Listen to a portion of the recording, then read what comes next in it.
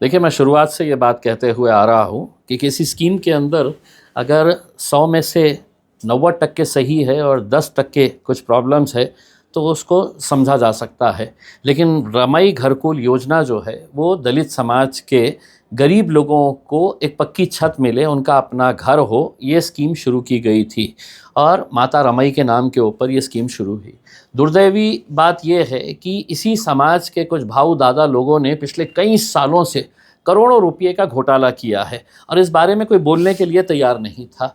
मैंने पिछले 1.5-2 साल के अंदर इसकी पूरी जानकारी निकाली तो मुझे ये बात समझ में आई कि इसमें कैसे समाज के बड़े तथाकथित नेता, महानगर पालिका के अधिकारी, समाज कल्याण विभाग के अधिकारी और कुछ बैंक्स और पद संस्थाएं मिलकर ये पैसा गरीब एससी समाज का कैसा लूट रहे हैं, खा रहे हैं और इन्हें कोई रोकने वाला नहीं है।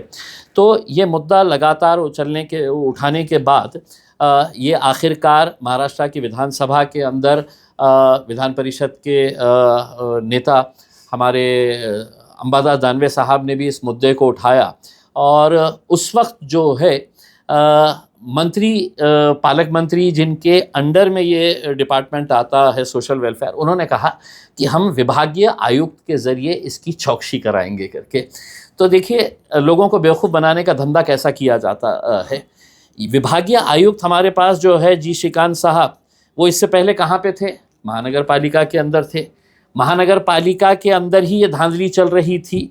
महानगर पालिका के अंदर जब वो आयुक्त थे तो उनके पीरियड में भी बहुत सारे बिल पास किए गए हैं। अब आप उन्हीं से कह रहे हैं कि हम इंक्वायरी करवाएंगे करके उसमें।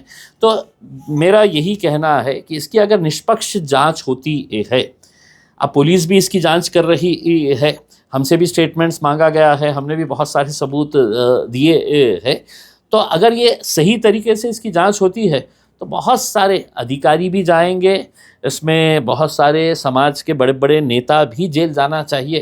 तो अब देखना यह है कि हमने अपना काम कर दिए है, अब एजेंसीज कैसी इंक्वायरी करती है। जी, महाराष्ट्र में यूसीसी के लिए 7 सदस्यों की टीम में ये कमेटी बनाई गई है, क्या कहना है आप? देखिए, हमने यूनिफॉर्म सिविल कोड का हमेशा से ही विरोध किया है और उसका मकसद ये है कि इस देश की खूबसूरती इसी बात के अंदर है कि यहाँ पे अनेकता में एकता है। दुनिया के अंदर कोई ऐसा देश नहीं है जहाँ इतनी भाषाएं बोली जाती है, इतने रंग के लोग होते हैं, पहनावा सबका अलग अलग होता है, खाने पीने के तरीक़े सबके अलग अलग होते हैं।